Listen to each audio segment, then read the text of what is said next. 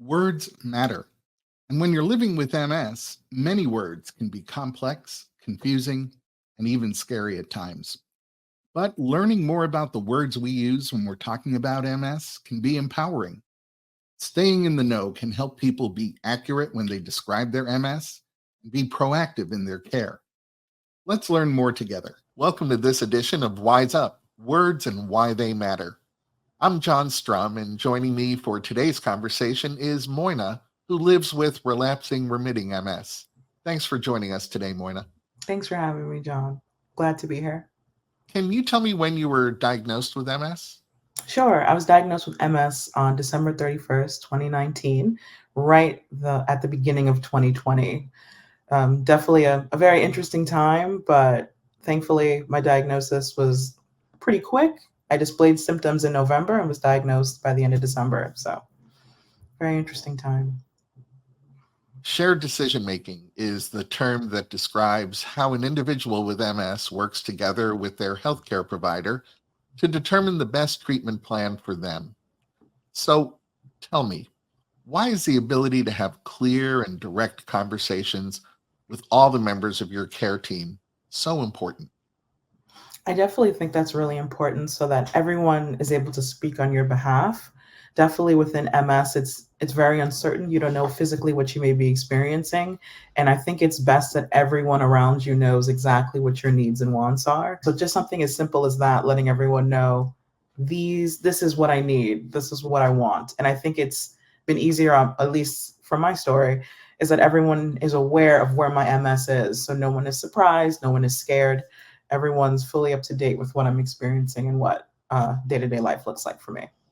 Do you see that shared decision making that you participate in with everyone? Do you see that as having a direct impact on the quality of care you're receiving? Definitely, I think so. It's been great having my husband, my mother, and my fantastic MS doctor all in good communication with each other, so everyone knows what we're focusing on. And my MS doctor in particular has been fantastic at providing all options of care. So I don't feel like I have to only do one thing. We've been having open communications. I'll bring it back to my husband or my mom. We'll come to a collective decision. And I think that's definitely helped with my quality of care in moments that I just may feel overwhelmed and I need folks to just kind of come in and help, or I'm having brain fog and I may not be able to come to that like full decision on my own. It's been really helpful to have a full collective like care team to help me like work through these moments. If you happen to experience a new symptom or you feel that one of your existing MS symptoms is changing, how do you communicate that information to your doctor? What's that conversation like? Sure. I always take detailed notes of anything I'm experiencing because often I may forget when I get in front of my doctor. Just so I have that in front of my face, like on my phone or like a notepad. And then I explain everything that I'm going through. My doctor is great, so I'm sure she'll ask follow-up questions to get a better sense of what I'm experiencing. And we'll just kind of have an in-depth conversation. I've actually had this happen where I had to explain something I was experiencing that I was like, is this MS related? I don't know, and just kind of talking it through and coming to a decision whether we had to maybe go to another doctor or try different medication, like whatever it may be.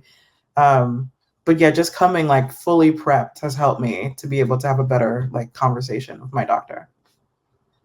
You and I share a belief that advocacy can make a real difference for people affected by MS. Let me ask you, what makes advocacy important to you?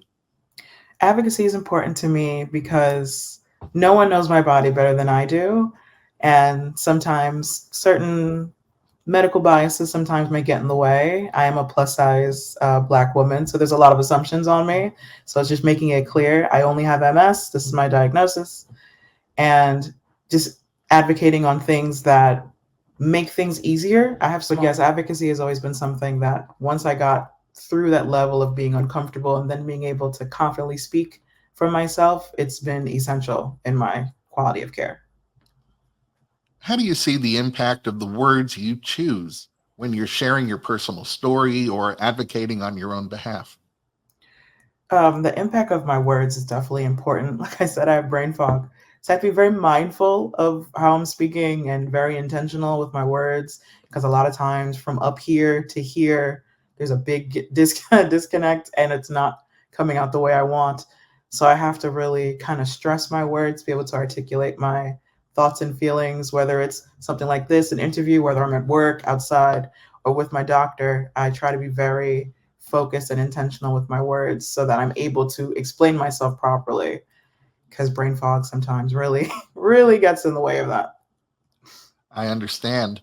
Since we're talking about the words you choose, when it comes to understanding or defining your MS, what one word comes to mind?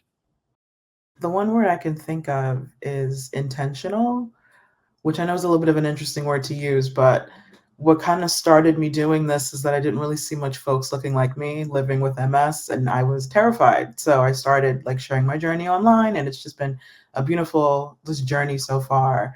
But I said I want to just show up for folks that look like me and know that their lives aren't over. I was like, I want to be super intentional with how I'm like coming on the internet, because I was very new to this. And I think that's a word that's just kind of carried throughout my journey. So I think if I can pick any word, I'd probably say intentional. I think you picked a powerful word. Thank Moyna, you. thanks. I want to thank you for helping us wise up to the words you use in your advocacy as well as in communicating with your MS care team. Thank you so much for having me.